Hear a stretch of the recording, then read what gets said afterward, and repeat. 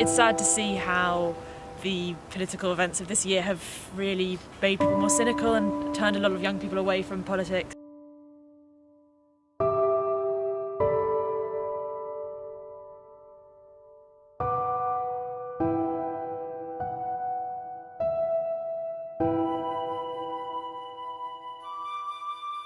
I think one of the really core important things that a post-truth politics is getting at the idea that there is no accountability for the press for the things they say that are straightforwardly wrong. So it's an idea that there's a movement away from substantiated facts. Companies like Twitter and Facebook have so much control over what you see, and people aren't as aware of that as I think they should be. People want to sell things. People want to put the most sensationalist, exciting stories up online, and also on tweets, and that's how a lot of people interact with media, and that really fails to convey policy in any kind of way. You want policy to be based on facts, but you do also want a bit of optimism too. A lot of people are given platforms to talk and to tweet and to get their opinions off, and I think that the news and I think the political parties themselves did a real bad job of holding people to task. You've literally got Nigel Farage on BBC News, who was saying about this 350 million that could go to the NHS. That was entirely nonsense. 350 million was never going to go to the NHS.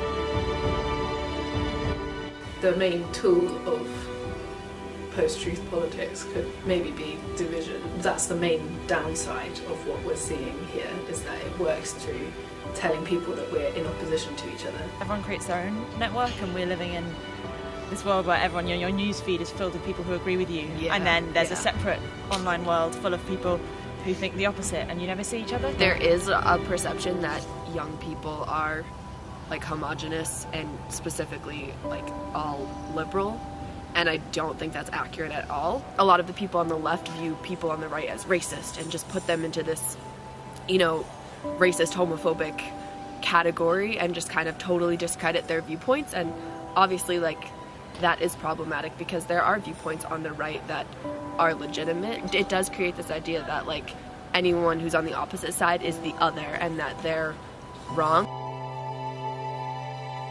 I think in terms of the generational gap, there is a problem that if you do hear someone saying a view you disagree with, you often, if it's your grandparents or something, you'll often just nod and brush it away and think, oh, well, they're controversial views, but there's not worth picking the fight. I know my grandparents just tell me I'm way too liberal all the time, and the reason why I don't argue with them is not because I don't want to engage with them, but because they don't see my views as legitimate because they're the elders. It's tricky in terms of emotional labour, almost, being political as a young person. I feel like there's still a big mistrust of the internet from the older generation.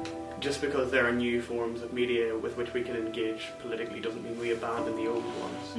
Posting a status about politics is not the same as going to a demo or campaigning in your local community to stop the closure of an A&E. I think that in order to access other generations, it's important to come off your computer and actually talk to people face to face. There isn't a generational divide, in my opinion, in anywhere near as much as there is a class divide or a gender divide or anything like that, and we shouldn't talk about this being the era of a generational divide.